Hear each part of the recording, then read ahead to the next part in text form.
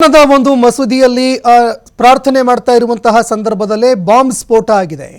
ಆತ್ಮಾಹುತಿ ಬಾಂಬ್ ದಾಳಿಗೆ 69ಕ್ಕೂ ಹೆಚ್ಚು ಜನ ಸಾವನ್ನಪ್ಪಿದ್ದಾರೆ. 169ಕ್ಕೂ ಹೆಚ್ಚು ಜನ ಗಂಭೀರವಾಗಿ ಗಾಯಗೊಂಡಿದ್ದಾರೆ. ಇಸ್ಲಾಮಾಬಾದ್ನ ಶಿಯಾ ಪಂಗಡದ ಒಂದು ಮಸೀದಿಯಲ್ಲಿ ಸ್ಫೋಟ ಸಂಭವಿಸಿದೆ.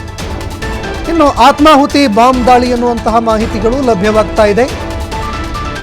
ತರ್ಲೈ ಕಲಾನ್ ಪ್ರದೇಶದ ಖದೀಜಾತುಲ್ ಕುಬ್ರಾ ಮಸೀದಿಯಲ್ಲಿ ಬಾಂಬ್ ಸ್ಫೋಟ ಆಗಿದೆ.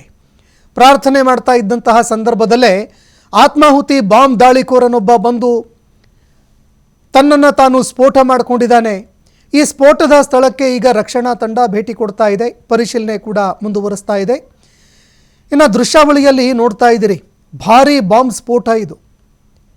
ಇನ್ನು ಈ ಮಸೀದಿ ತರ್ಲೈ ಕಲಾನ್ ಪ್ರದೇಶದ ಖದೀಜಾತುಲ್ ಕುಬ್ರಾ ಅನ್ನುವಂತಹ ಒಂದು ಮಸೀದಿಯನ್ನು ಮಾಹಿತಿಗಳು ಲಭ್ಯವಾಗ್ತಾ ಇದೆ.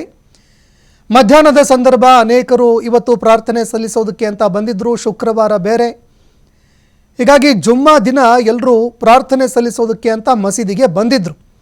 ಆದರೆ ಇದೇ ಸಂದರ್ಭದಲ್ಲಿ ಒಬ್ಬ ಆತ್ಮಾಹುತಿ ಬಾಂಬ್ ದಾಳಿಕೋರ ಸ್ಫೋಟ ಮಾಡಿಕೊಂಡಿದ್ದಾನೆ.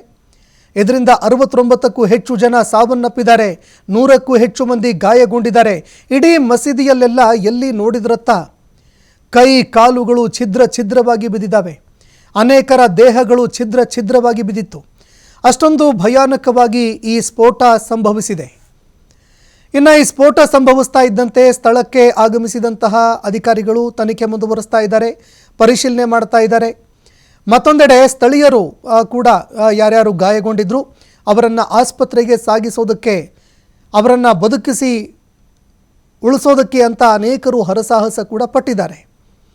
ಇನ್ನು ಪಾಕಿಸ್ತಾನದಲ್ಲಿ ಮತ್ತೆ ಈ ರೀತಿಯ ದಾಳಿಗಳು ಆಗ್ತಾ ಇದ್ದಾವೆ. ಅನೇಕ ಬಾರಿ ಈ ರೀತಿಯ ದಾಳಿಗಳು ಸಂಭವಿಸಿದ್ದಾವೆ. ಈಗ ಮತ್ತೆ ಅಂತಹದ್ದೇ ಒಂದು ಬಾಂಬ್ ದಾಳಿ, ಅಂದರೆ ಆತ್ಮಹತ್ಯಾ ಬಾಂಬ್ ದಾಳಿ ನಡೆದಿದ್ದು 69 ಜನ ಸ್ಥಳದಲ್ಲೇ ಸಾವನ್ನಪ್ಪಿದ್ದಾರೆ.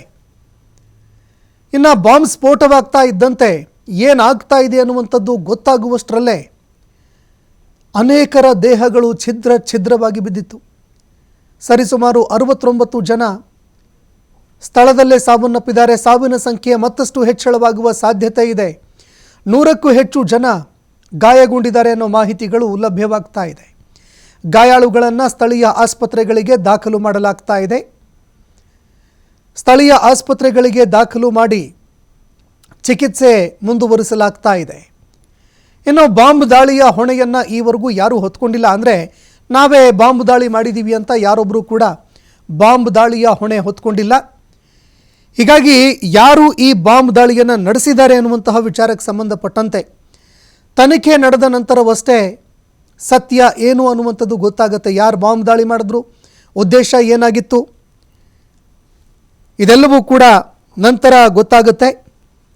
ಹೀಗಾಗಿ ಸದ್ಯಕ್ಕೆ ಈ ಒಂದು ಬಾಂಬ್ ದಾಳಿಯ ಹೊಣೆಯನ್ನು ಯಾರೂ ಹೊತ್ಕೊಂಡಿಲ್ಲ ಅನ್ನೋ ಮಾಹಿತಿಗಳು ಲಭ್ಯವಾಗ್ತಾ ಇದೆ.